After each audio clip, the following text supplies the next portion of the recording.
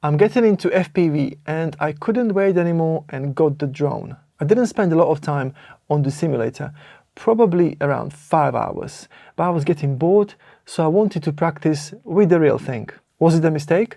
Does it mean it's gonna take me longer to learn because when I crash for real? I guess we'll see, but I think it could be the opposite. Okay, so which one did I get? It's a Cinewhoop GEP-RC Cinelog 20 with O3 Air Unit ELRS version. It's a 2-inch drone, it's very small. I was actually surprised when I saw the size of the box. It looked bigger in every YouTube video that I watched. This 2-inch Cinewhoop is meant to be used indoors. You can take it outside if it's not too windy, but primarily it's for cruising indoors. And that's why I got it. Eventually I want to be able to make some money doing one-shot fly-throughs of restaurants, factories, real estate, that kind of thing. Setting up the radio and the switches in Betaflight was a bit of a pain. I can make a video about that too. I got the DJI goggles V2s, not the 2s, the new ones. I didn't want to spend £730. I found them on eBay, brand new, for much lower price, and they work well. I will be upgrading the stock antennas. I'm getting the True RC Singularity stubbies. You have to take off the stock antennas every time you put the goggles in the bag. They're quite long and they could break off, but not the stubbies. I replaced the foam. This one fits me much better. I had a lot of light leak on the sides. I still have some around my nose, but I don't really mind that. They don't fit me perfectly because of the shape of my face. My eyes are kinda set in deeper. So I still got blurred edges on the screen, but what are you gonna do? I replaced the strap. I got this Ethics one with the space for the battery. I didn't wanna keep the battery in my pocket, so I got this shorter cable as well. A couple other things I got is this lens protector / sunshade. The goggles can get damaged if the sun hits the lenses directly. There you go. I also got a couple of lens protectors. You apply them the same way you do on your phone. I haven't done the FCC hack yet. It's a hack that should increase the output of the goggles, but I am planning on doing that.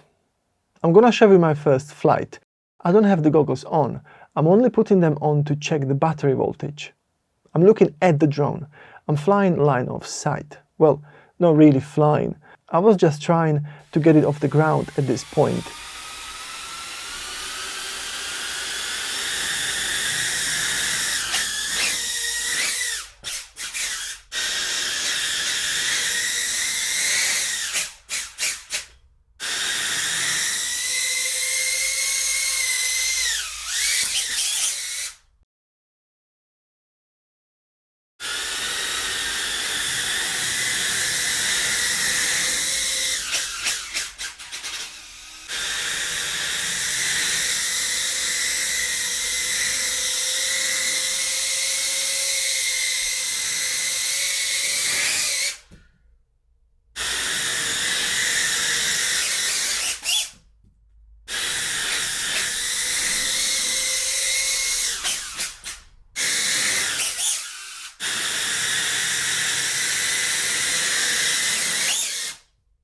I was in acro mode at first.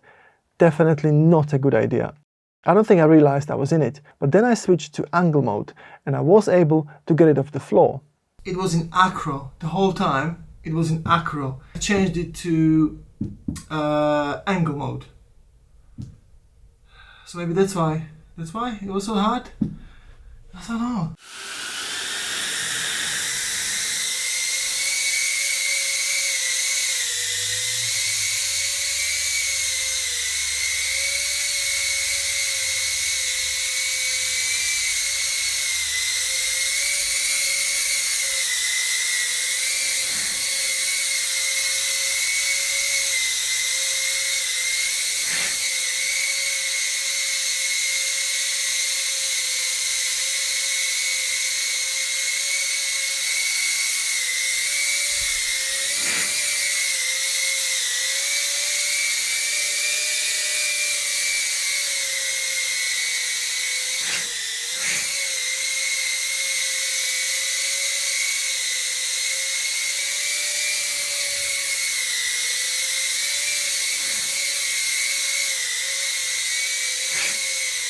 You can see my throttle control is not good. The quad goes up and down a lot. You can see a lot of ground effect. That's what happens when you are close to the ground. The quad gets pushed up in the air, then it goes higher, the ground is further away, and the quad goes lower, again until it's got the ground to push against, and that repeats over and over again.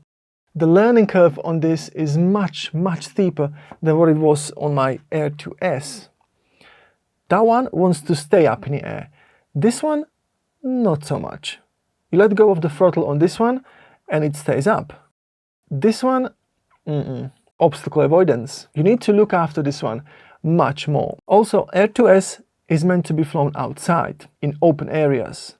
But the Cinelog 20 is for indoors, with walls and things you can crash into. So you have to pay attention and be real good with the controls. I'm keeping a recording from every practice session, so I can show you that in another video. Like I said, it's good to be flying it.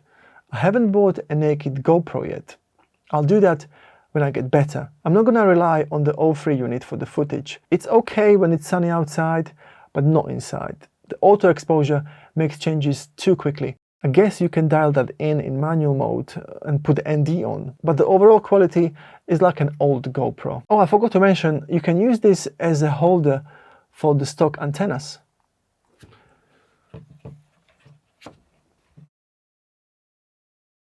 Just like that. Pretty cool. I think that's it for now. I'll see you in the next one.